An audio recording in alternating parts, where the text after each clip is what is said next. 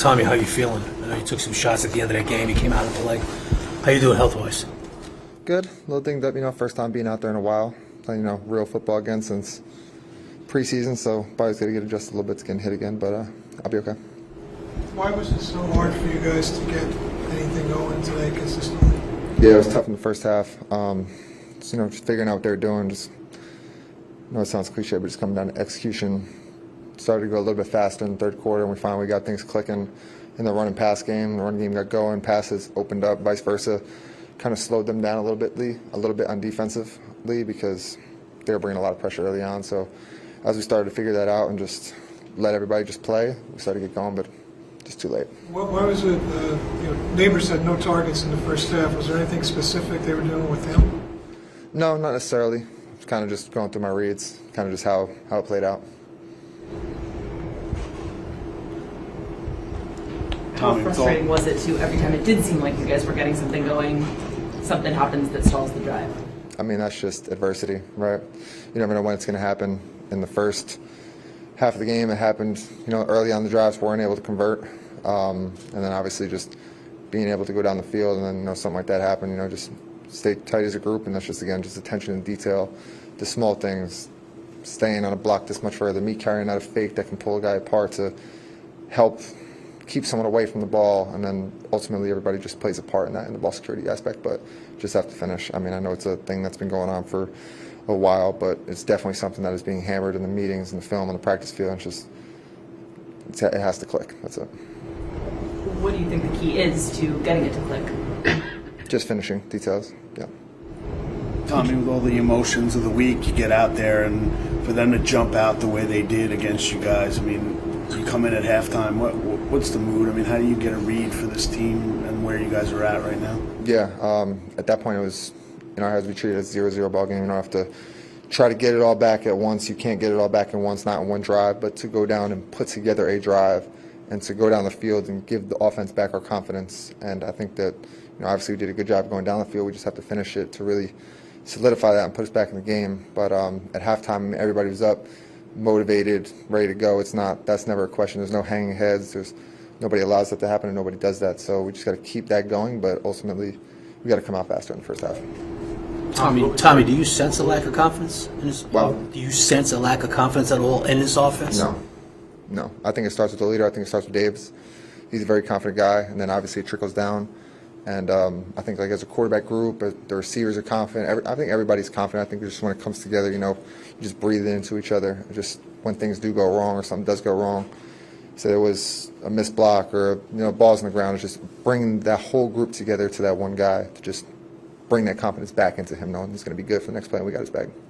Tommy, what was your reaction to Baker Mayfield doing your touchdown celebration? Honestly, I really didn't know until someone just mentioned the locker room. I mean, they were having a good game. They celebrated. It is what it is. Kind of happened last year. I mean, it's going to happen, I guess. Tommy, most of the quarterbacks get most of the blame and too much of the credit, too much of the blame. Do you kind of sit there and say they wanted me to give him a spark, but it was kind of hard today to do that? Yeah, I mean, I pride myself on that. I mean, you always want to be that spark. The quarterback is the spark in any offense, not just right now what it is, obviously with the way things have been going, but across the NFL, everything flows through the quarterback.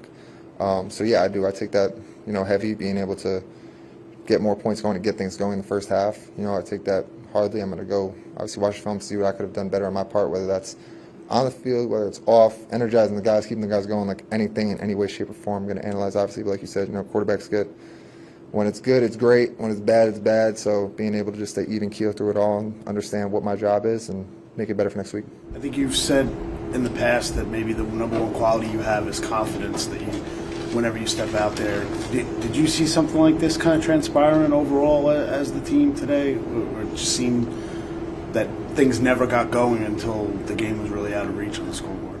Yeah, it was tough. I mean, but that's just a testament to the guys, especially the guys up front, everybody around us. At certain points, the scoreboard, it was 0-0. We're just going out and playing and trying to put our best football forward. Obviously, like I said before, we got going way too late, but it's there. It's there. We're able to go up and down the field. It's just those little things that just those little things just that bite you and just kill a drive and just don't allow you just to go down there, and especially put points up on the board. It just needs to get nipped in the butt, and it will. It will. I know it's been a while, but it'll happen.